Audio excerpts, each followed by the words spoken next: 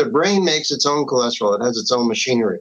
When you take a statin like Lipitor, which can get into the brain, it goes into the brain. It stops the brain from making cholesterol. It interferes with the ability of the brain not only to make new brain cells, it interferes with the ability of the brain to make new memories.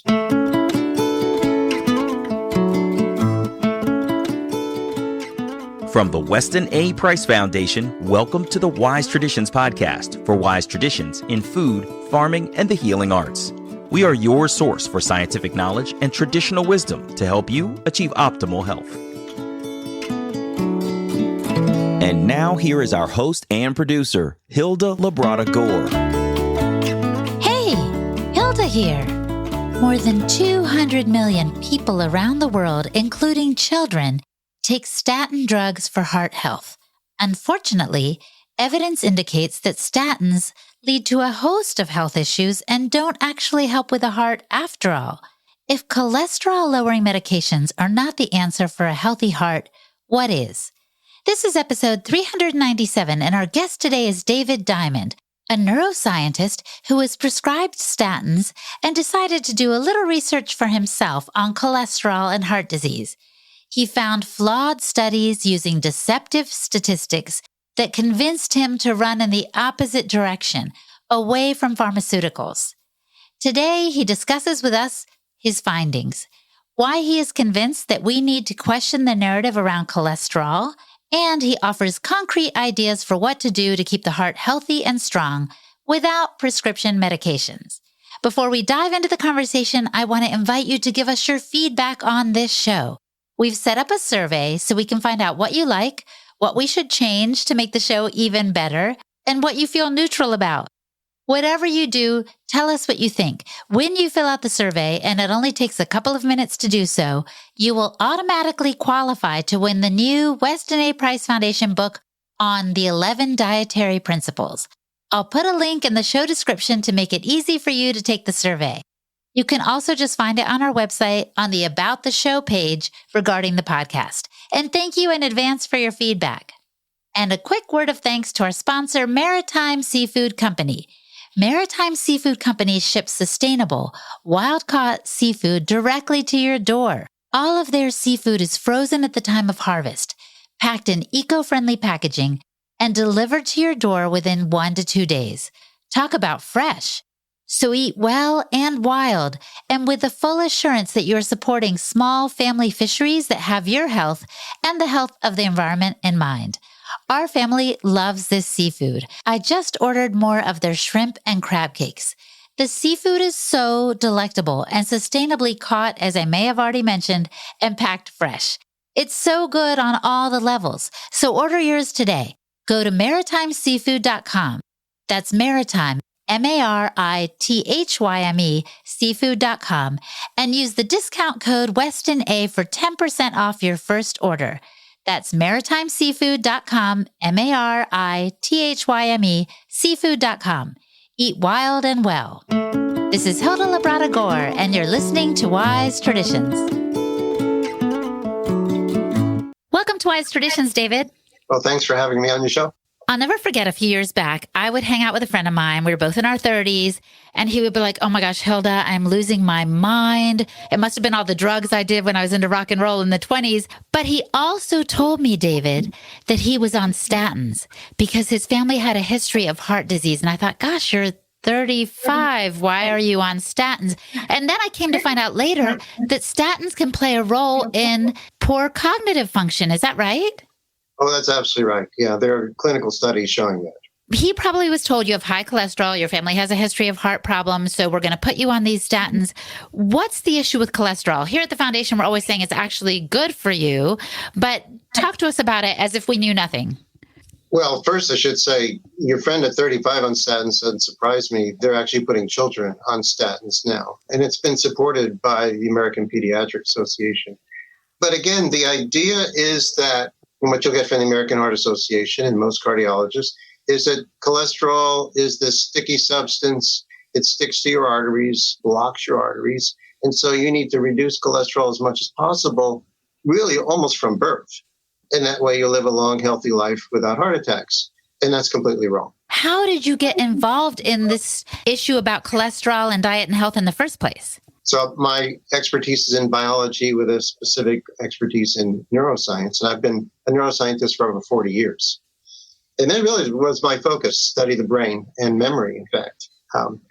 And so my career was going along just fine until I had a blood test about 25 years ago, which was alarming. My blood test showed extremely high triglycerides. Like I was in the top 1% of all people with triglycerides. And that is really serious. And I had extremely low HDL. That's called the good cholesterol. Mm-hmm. And that combination is a killer. I was given sort of a death sentence, which said, if you don't get your numbers right, you're going to die soon. I had like 15 times greater risk of dying of a heart attack compared to a healthy person. This is 25 years ago. Wow. Yeah. So this is why, my expertise is brain function. I didn't know anything about cholesterol. Aside from the fact that we all know in biology, let me just also say, we learned in biology that cholesterol is an essential molecule of life. Cholesterol is called a steroid, a lipid. It is an essential molecule of which we make other hormones. We make estrogen, testosterone. We make vitamin D from cholesterol. So it's an absolutely essential molecule of life, sort of the mother molecule of all steroids. I knew that, but I also was concerned. My cholesterol was high, my triglycerides were high, and my doctor told me I was in serious trouble. So, and he absolutely recommended I go on a statin. And this is again 25 years ago. Yeah, so what did you do? Well, I have to tell you, I've been very well funded by drug companies in my neuroscience research. And so I'm not against drugs personally or professionally. I've published papers on how drugs affect the brain. So, I'm not anti-drugs. Mm-hmm. I just figured, after I talked with my doctor, I went back to my office, read a few papers, and just realized the problem I was having was I was eating too much carbohydrates. Now, I happen to have a genetic anomaly, and that's also what I learned. When I eat sugar or any form of carbohydrates, I'm extremely efficient at converting that sugar into fat, more efficient than most people. It's a genetic anomaly, and that's what drives up my triglycerides. It's also what puts me at great risk for having a heart attack. I put my background in biology to good use. I started studying cholesterol and heart disease, and that's why in the last 25 years, this is now my second career. Okay. I have made a scientific study of how cholesterol is actually involved or not involved in heart disease. So you said cholesterol is an essential molecule for life. Why has it been maligned as the root cause of heart disease? Great question. It's sort of a complicated answer. On the one hand, we need cholesterol to repair damaged tissue all over the body. Every cell needs cholesterol. So one way to look at this is when your arteries are damaged as a result of high blood sugar or high oxidized lipids, which can occur as a result of eating fried foods, for example, those arteries get damaged. And what comes to the rescue? Cholesterol. Cholesterol is used to repair the tissue. So I often compare it to the spackle you put on the wall after you've got a hole there, and then it would be crazy then to blame the spackle on the cause for the hole. And so cholesterol is absolutely essential to repair damaged tissue, and that is one reason why you find cholesterol in damaged arteries and why you find cholesterol in the plaque of arteries. But there's another thing. Cholesterol can get damaged by high blood sugar. And so what you find is a subset of cholesterol, which is really, in a sense, not natural cholesterol, is the damaged cholesterol. And it's also called small dense LDL or cholesterol. And you see that in higher concentrations when you have high blood sugar. So you see the two go together. You don't have this damaged cholesterol in the absence of high blood sugar. So cholesterol can be, I compare a bit like a teenager. Sometimes it gets connected to a bad crowd, and then you give the cholesterol a bad name because it's hanging out with the wrong cohorts. Thank you for these illustrations, because I find this all very confusing at times with the HDL and the LDL, and there's good and there's bad. And then some people tell me, I've heard that the problem isn't with HDL, but with the ratio of cholesterol, the right kinds. And I'm like, oh my gosh, my brain is spinning. Can you clarify that a little bit for us, David, as well? Sure. So the ratio is actually important. The ratio of the HDL, and it's called good cholesterol because in general, higher HDL is associated with better health. But what's really important for the listeners is higher HDL is also a source associated with overall better metabolic health. So people who exercise and don't smoke and have low blood sugar also have higher HDL. So there's nothing magical about HDL. It's simply a marker of good health. There's also, in a sense, triglycerides are really important. Triglycerides are fats that are in your blood, and that's how fat is stored. And you don't want too much triglycerides in your blood because when triglycerides go high, your blood actually gets thicker. You want, ultimately, when you're measuring the two, HDL number should be about the same as the triglyceride number. So you ought to say your HDL is 60 or 70, and your triglyceride is 60 or 70. That's an optimal ratio. Okay, that tells you have good health. My triglycerides were 700. And my HDL was 30. Okay. Oh my gosh. No wonder you were afraid. So think about it. If the ideal ratio is 1-to-1, triglyceride to HDL, my ratio was over 20-to-1. And so it was like my doctor was justified in being alerted to how dangerous that was. Mm-hmm. So I was really a ticking cardiovascular time bomb. Now, because I have this genetic anomaly, I have not been able to get my ratio to 1-to-1. And there just aren't enough studies on people like me to know what kind of ratio is associated with really good health. You know, I've lost a good bit of weight. I've gone low carb. I've gotten my triglycerides down to 150. And I've seen from other people with my anomaly, that may be about as low as it's going to go. My HDL gets up to about 50 to 60. So I still don't have that 1-to-1 ratio. And so, you know, I've made it 25 years since having that diagnosis. I'm now just turning 65. And I seem to be doing okay. But there's no guarantee with someone with my genetic condition as to how far I'll go. My brother has the same genetic condition. So I think what's really important is someone with my genetic condition is extremely susceptible to becoming obese. I make fat very easily. I mean, when I go on a binge of carbs on a weekend, I gain 5 pounds just like that. And I know I could be obese if I didn't limit my carbs. And so this is why it's really personally, it's very important to me. And if I'm hearing you correctly, for the general population, if we don't smoke, if we exercise, if we eat a Wise Tradition style diet, our ratios should be more aligned with what we hope would be a healthy heart, right? And a healthy lifestyle. Right. We've got 50 years of really good low carb clinical trials. We've got observations of people when you look at triglycerides and HDL for people explicitly on a low carb diet. And here we're talking about normal people, not people like me. Yeah. Normal people, when they go low carb, their triglycerides plummet, typically below 100, and the HDL rises. And you've got a ratio that's pretty close to 1-to-1, typically less than 2 or 3-to-1. And so that really is ideal. So when you cut the sugar, and I think in general, not having the oxidized fats, the deep fried fats, you're looking at people who have optimized their metabolic health. Well, and of course, here at the Weston A. Price Foundation, we warn people away from the seed oils and those fried foods that they would find on a roadside stand or in their chips. You know, those aren't just carbs. They're killer carbs, if you will, because they're made with these rancid oils. We are big fans of saturated fat. I don't know how you feel about that, but we're big into that because we think it's actually more ancestral. So I grew up with the idea that being a vegetarian was healthy. I was not a vegetarian, but I didn't eat much meat. And in fact, when my doctor first told me I was at high risk of having a heart attack, I went even further and cut back on my meat. And I thought it was really great that I was eating bread without the butter and without the cheese to show you how ignorant a scientist can be.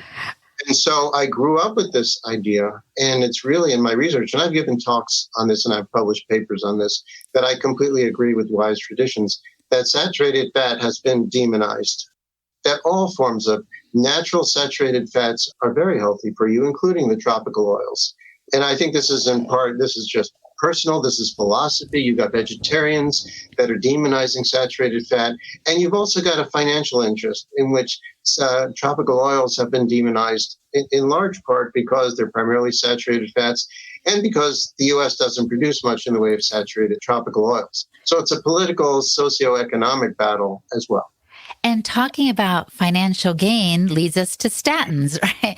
I'm thinking if only more patients knew that a change in diet and lifestyle could improve their heart health and their overall health, the statin profit margin would go way down, right? Yeah, well, this is something that I researched heavily and I've published papers on, and we have a paper out this week on it, which I'll share with you afterward. Kind of the idea with the statin is that high cholesterol is bad for you. Statin is a drug that interferes with the enzyme that enables cholesterol to be formed. And so you reduce cholesterol levels with the statin. And there actually are published studies showing a reduced incidence of heart attacks and death with statins given to people. The best studies have been in what they call secondary prevention. People who already had a heart attack, they take a statin, and there is a reduced incidence of heart attacks. And what I show in my papers, in my presentations, is that the reduction in heart attacks appears to be enormous, that heart attacks are reduced by 50% when you take a statin. Now, that sounds pretty impressive, doesn't it? It sure does. Okay. And this is what I have talked about, and I have published papers on this. Let me just show you how you can play with numbers. I can show you how I can double your chances of winning the lottery. And I'll sell you this trick for only $50. If you So what does doubling mean? Here it is for free. If you buy 2 tickets to win the lottery, you are doubling your chances comparing to buying 1 ticket. It's true. 2 is twice as much as 1. And yet it's still, let's say, 1 in 100 million that you're going to actually win compared to 2 in 100 million. Well, that's the kind of way in which the statin advocates have manipulated the numbers. So when I tell you, let's say there are 2 drugs, one reduces heart attacks by 50%, another drug reduces heart attacks by 1%. Which drug would you rather take? The one that reduces it by 50%, yeah. And it's the same drug. This is what is remarkable. So in the studies, and these are real numbers, what you've got is 2% of the people given a placebo, no drug, have a heart attack, and 1% of the people don't have a heart attack given a statin. Now, going from 2 to 1 is 50%. 1 is half of 2. And this is why in the advertisements and in the medical conventions, and what people hear from their doctors is you have 50% less likely to have a heart attack when you take a statin. But what the real number is 1%, and that's a typical number. Now, it gets even more ridiculous. There was a trial called Jupiter, one of the first trials, which rosuvastatin, Crestor. And in Crestor, the rate of heart attacks in the placebo people was 0.75%. That's given placebo. And the rate in people given a statin was about 0.4%. So we're talking about less than 1% of all people. But again, look at those numbers. 0.4 is about a half of 0.75. And so in the ads for Crestor, you will see that it reduces heart attacks by 50%. Mind-boggling, isn't it? It is mind-boggling. And a patient in the doctor's office hearing the alarming cholesterol numbers would be quick to take any medicine. Most people are not going to do the deep dive that you have done, David. And this is really disheartening because I do understand that statins come with a host of side effects and complications for our health, right? Right. So the first thing, again, to emphasize is the effects are very small, only in people who've already had a heart attack. So in what they call primary prevention, in which people have not had a heart attack, it's negligible, almost zero. Wow. And the second thing, yes, the side effects have been absolutely minimized. They have been ignored. And what I find, and again, I present this, I publish this, when we talk about side effects or the adverse effects, how do the statin advocates present it? They don't use what's called the relative risk is the 50%. They'll say the side effects increase from 1 to 2% of some side effects, such as development of diabetes, or from 5% in control to 10% in the people with statins. They'll say the increase is negligible, 5%. They don't present the numbers in what's called the relative risk, in which there is a doubling in the rate of diabetes. We just published a paper, and we've been publishing papers over the years, in which we documented 40 medical peer-reviewed papers documenting a host of adverse effects of statins, including brain fog, impaired cognitive effects. There is one really important paper published over a decade ago showing elderly people, 75-year-old people on statins, explicitly taken off of their statins. These are people diagnosed with dementia. This is really want to pause and chew on this. 75-year-old men and women diagnosed with dementia, taking statins. They're all taken off the statins. The dementia disappeared. They got better. And what's crucial in this study is they put them all back on the statin. Dementia returned. Now think about the explosion, the epidemic of Alzheimer's we have. And almost half of all adults now are looking to take statins. How many of those people diagnosed with Alzheimer's have impaired brain functioning because of the statins we're taking? Coming up, David discusses why these findings are not presented in mainstream media. He also gives his recommendations on keeping a healthy heart without prescription medications. You're listening to the Wise Traditions podcast from the Weston A. Price Foundation. We pause now to recognize our sponsors. FTP Financial. Is your financial health as good as your dietary or nutritional health? Are you interested in retiring early with more income? For decades, premium finance advice was only available to those with a net worth of $5 million or more. Today, it's available to anyone who's willing to save a portion of their income. Reach out to Jay Kim at FTP Financial for more details. Less risk, more retirement income. Retire at any age. Go to ftpfinancial.net for more info. And Optimal Carnivore. Have you heard about their Brain Nourish product? It contains grass-fed beef brain and lion's mane mushrooms to help improve focus, lift mood, boost memory, provide greater clarity, and enhance creativity. All the things we can all use this time of year. I'm taking this daily, and what I like about Optimal Carnivore is that their ingredients are top-notch. They only use 100% real mushrooms, organic fruiting bodies, which are rigorously tested for active compounds. And the beef brain is sourced from the highest quality regenerative farms in New Zealand. The mission at Optimal Carnivore is to make it easy for people to consume the most nutrient-dense foods on the planet. And they're going full speed ahead on it. Plus, they also plant one tree for every product sold, which helps the environment. So go to amazon.com/optimalcarnivore to order your products today. And use the code WESTON10 to receive 10% off everything you order. Again, that's amazon.com/optimalcarnivore and the code WESTON10. This is Hilda Labrada Gore, and you're listening to Wise Traditions.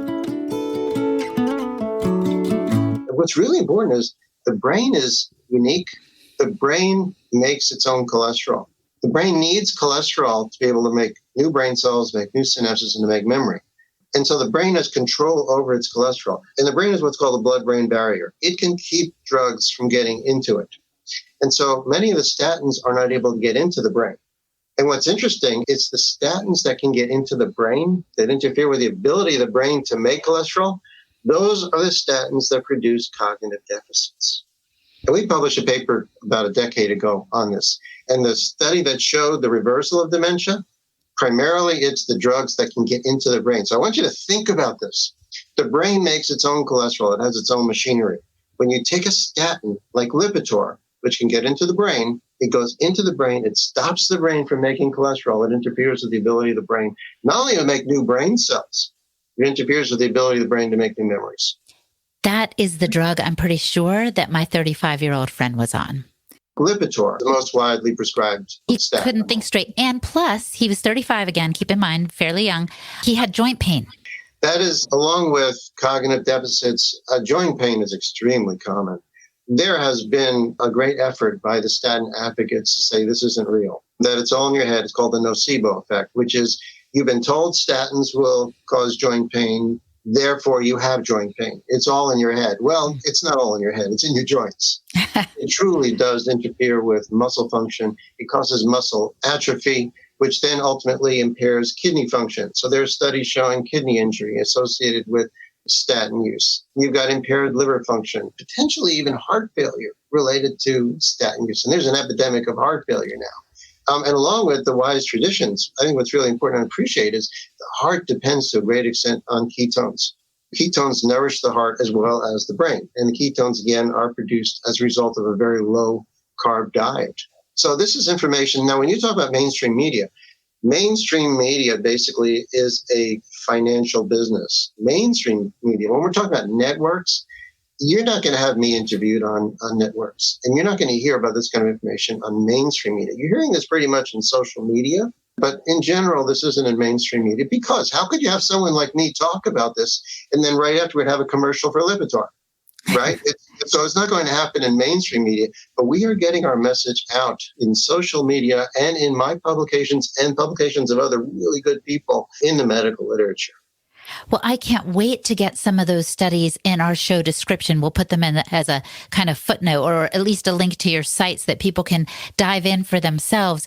What concerns me the most in this conversation is actually really the young people. You said that younger children are even taking statins now. Is that because some health agency lowered the number of cholesterol and said, okay, now everyone at this level can take the statins? Yeah, it's a great concern you have. And in fact, we responded to a paper advocating statins for children, and this is published in a journal. So there is an affliction called familial hypercholesterolemia.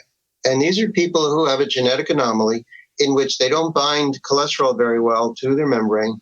And so what happens is the liver cranks out lots and lots of cholesterol. So they'll have 2, 3, 4 times as much cholesterol, specifically LDL, which is called the bad cholesterol. So these are people with this genetic anomaly, which from birth means they have extremely high cholesterol. And it's associated with this, you do find people with familial hypercholesterolemia, a subset of them do have heart attacks very young. And this has been described for over a century. So you find someone that has a heart attack, 20 years of age, dies of a heart attack, they've got cholesterol in their arteries, and they have high cholesterol in their blood. The logical conclusion was, well, this must be the cholesterol that's clogging your arteries. And that's why they want these children to be on statins from the time they're young. We published a paper in which we evaluated the same literature. And what we found, and this is in the medical literature, that it's not the cholesterol. That the people with a genetic anomaly in which they have high cholesterol, the subset of people that have the heart attacks actually have a different genetic anomaly, which is they have high clotting factors. So there's a second genetic anomaly that comes along with a subset of the people that have the high cholesterol. And it's the people that have extremely high clotting factors. One is called fibrinogen. Those are the people that die young of heart disease. What doesn't make sense, if you're thinking about cholesterol clogging arteries, is the vast majority of people with this anomaly, familial hypercholesterolemia, live long, healthy lives. And you've got 80-year-old people with astronomically high cholesterol with this disease who are extremely healthy, not having heart attacks. To which we published and said this just doesn't make sense because it's not the cholesterol, it's the clotting factor. To your point also about older people with very high levels of cholesterol, even those who don't have that anomaly, Sally Fallon-Morell has told me that as we age, we actually do our body increases the amount of cholesterol it produces. So that shouldn't be alarming. But in the conventional medical circles that we run in, they are always saying, lower it, it's not good. But we actually need that cholesterol. Do you agree with that? Well, first, I wouldn't agree that our cholesterols rise with age if we are healthy. I often hear about blood pressure rises with age, which it doesn't. So my blood pressure hasn't changed in the past 25 years, and I hate to admit it, but I'm now considered elderly. And I think what's really important is looking at the person's metabolism. A person that is healthy and exercises, has low blood sugar, and is not overweight, their basic metabolism is stable. Okay, and this is really what we have to emphasize. So much of the work is done on unhealthy people. But when you look at healthy people, you don't see these. As far as I can find in the literature, you don't see age-related changes. There actually have been studies comparing people who are healthy, and as they age, their blood pressure doesn't rise. It's really the overweight people who don't exercise. Yeah, their blood pressure rises, their cholesterol may rise. So yes, you're absolutely right. We need cholesterol for our brain to be healthy. But again, the brain makes its own cholesterol. When you take a blood test, you're not actually getting the brain levels of cholesterol. Okay, you're seeing what's out there in the blood. Well, I want to go back to your point as we begin to wrap up now, that it is not fat or meat that we necessarily need to avoid to get that appropriate cholesterol ratio as much as it is carbs and sugar that we should be considering lowering, especially. And of course, we're all about avoiding the refined sugars and flours and such and going back to more ancestral ways of eating. Is there anything else you would recommend to help protect our hearts and have that right ratio? Well, first, I want to agree with everything you just said. And so I think what we want to think about is somewhat like, I think, the paleo kind of diet. We need to think about what did humans evolve to consume. When we think about foods that came into existence really in the past 10,000 years, what we're looking at are foods that are entirely novel. I mean, there's just an absurdity out there talking about meat being unhealthy. I've seen these vegetarian advocates say meat causes diabetes. And there's just an absurdity to that, to think that how can meat, which is something humans are adapted to consume, somehow raise our blood sugar or damage our pancreas? And that makes no sense. I've seen this emphasis on legumes, which is, first realize, if you eat raw beans, you're going to die. Okay, this is something we are not made to consume raw beans. And think about how extensively it has to be processed before you can even partially digest beans. So I think what people really need to understand is our immune system looks at some of these novel foods, including grains, and our immune system interprets grains, in particular the wheat, as an invader. And so it's as if wheat is like a virus or a bacteria. When our immune system attacks the wheat, which of course also damages our colon, we get all kinds of autoimmune diseases. Mm-hmm. And so I really think what we want to focus on, and I completely agree with Wise Traditions, I agree with Sally, that what we want to focus on is what was the lifestyle 50,000 years ago? People were active. People were primarily consuming food obtained from animals. Yeah, when there wasn't any food, which probably was rare. I mean, humans are the apex hunters, predators.